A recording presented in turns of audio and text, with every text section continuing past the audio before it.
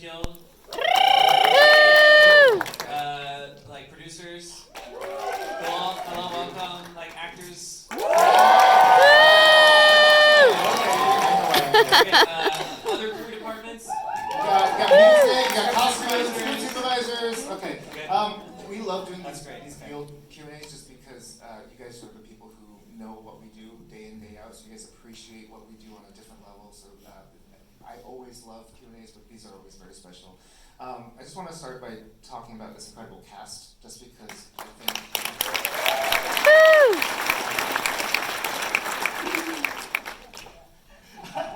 We're talking about you. Yeah, we're talking about you, Cats? What? Cats. Movie cats. No, but I do think that one of the biggest surprises for us was that all of them said yes. You know, that's one of the things that our script is so wild and so risky, honestly risky, that we feel so lucky to be able to say that we have gotten to work with all of them on this incredible movie.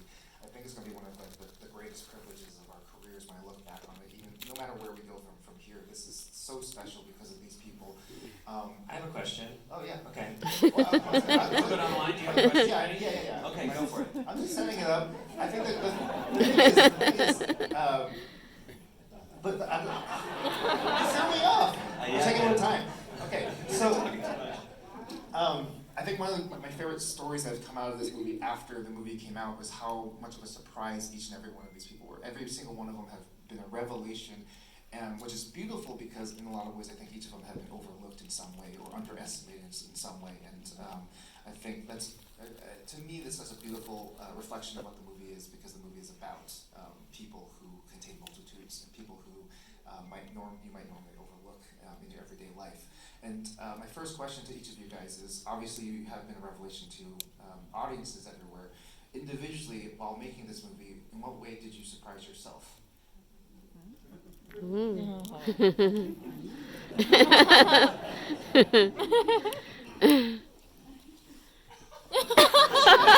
Okay. I feel like, whoa, hot mic. Thank you all so much for being here. This is so awesome. Yeah, thank you. And I feel like the biggest surprise for me was, you know, I always say that our movie was like the most honest handshake I could possibly make with Hollywood, because I came from the experimental theater world and, like, you know, was doing this stuff in small black boxes in New York, and I feel like I was like, you know, no one knows who I am really, and like I get to just really throw all the paint I have in my bucket on the wall, and if they like it, they like it. If they don't, well, bye. And I feel like the biggest surprise for me, I think, you know, when you talk about the ways we've been overlooked prior to this movie, I never saw a path for me in mainstream film or television. I think I felt whole in the experimental theater world because I really felt like there I could tell stories that hold all of my humanity, all of my capacity as an artist, and I didn't see that available to me in mainstream art for a myriad of reasons. So I think the biggest surprise is that it worked, and it's been a huge encouragement and affirmation for me to continue going. The fact that our film has been so held and well received, and that people also see something in us that we gave to this movie and that we were trying to communicate as an ensemble of creatives, that has been the biggest surprise. That the craziness that exists in our minds, in our hearts, exists in y'all's minds and hearts too. And it's made me feel really a part of not only our industry, but also of our messy humanity that we're all trying to figure out together.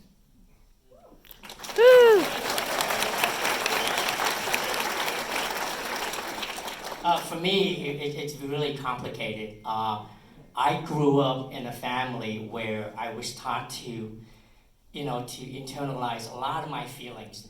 So when I was much younger, when I was struggling as an actor, I never revealed myself to my parents, to my family. We never talked about it. When I was just at home, a lot of times while they were working, and me just, sitting by the phone waiting for the phone to ring, I never told my family how difficult it was. We never had an open conversation about that. And when I got this role, I knew immediately that in order for me to play Wayman, all the 3 different versions of him, I needed to be first honest with myself. I need to open that door of all these struggles, all these emotions that I had that I buried for decades. And certainly when I was much younger, I did not have the courage to be this honest. And you know, you hear actors or the more professional, experienced actors tell you in order to be an actor, to be a good actor, you have to have courage. You have to be honest with yourself. And that was one of the very first things that I knew that I had to do. And at times I even scared myself. But I think one of the greatest things that came out of me being this honest, with this honesty, is that in the past few months, so many people in the business have come up to me and tell me that they can relate to my story, and my story inspired them. And I love hearing that.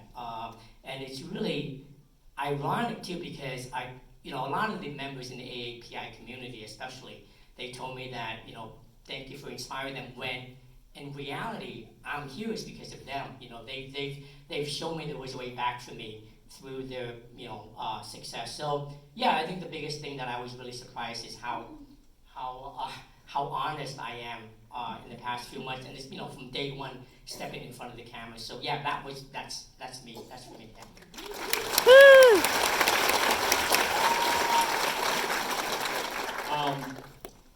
I think the big surprise was having a raccoon on top of my head. Definitely a big surprise. Yeah, we never told you that. Yeah.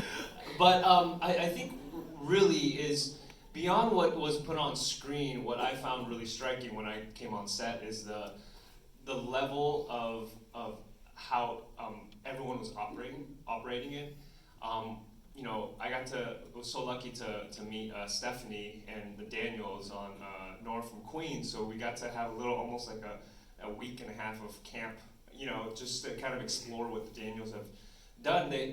Seeing them use different techniques that haven't been used in a long time. Like there's a scene where piano, they had to have a piano fall on my character, and obviously there's no budget to do that, so they built this small little piano and used perspective shift where they put it in front of the camera, and then I had to time it where it would hit me.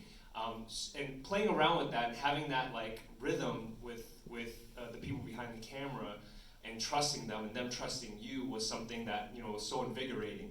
And then talking to Key on set, what was happening behind the screen, hearing his story and hearing him talk about how difficult it has been, for so many years, and having this opportunity. And this was before anyone knew what it was going to be. And then working with Michelle before, and then her controlling me on top of my head too. That's kind of a surprise. And kind of knowing where she came from, growing up watching her, and then having that energy while there's still like a dance room that the Daniels had that you can go during lunch and kind of, I don't know, explore your physicality, I don't know. But also just that energy of being able to have a freedom to explore things before you get on set to do the thing you need to do was just such a beautiful thing that I think this industry absolutely needs. We always talk about chemistry, and I think that is birthed from those moments, and which allows us to capture whatever was captured on this film.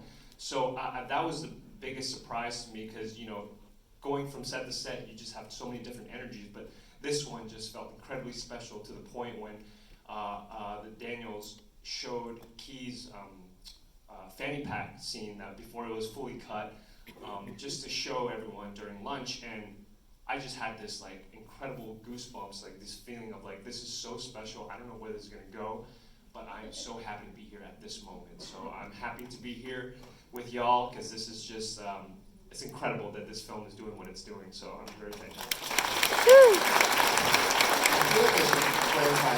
We didn't set up a dance party room that day. There just happened. We were in an abandoned mall, and someone had graffitied dance party onto the wall, and people started dancing there. That had nothing to do with us.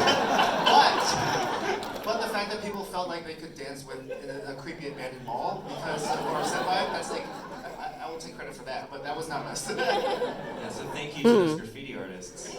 Yeah. One of my favorite things is that, like, you know, we had incredible choreography.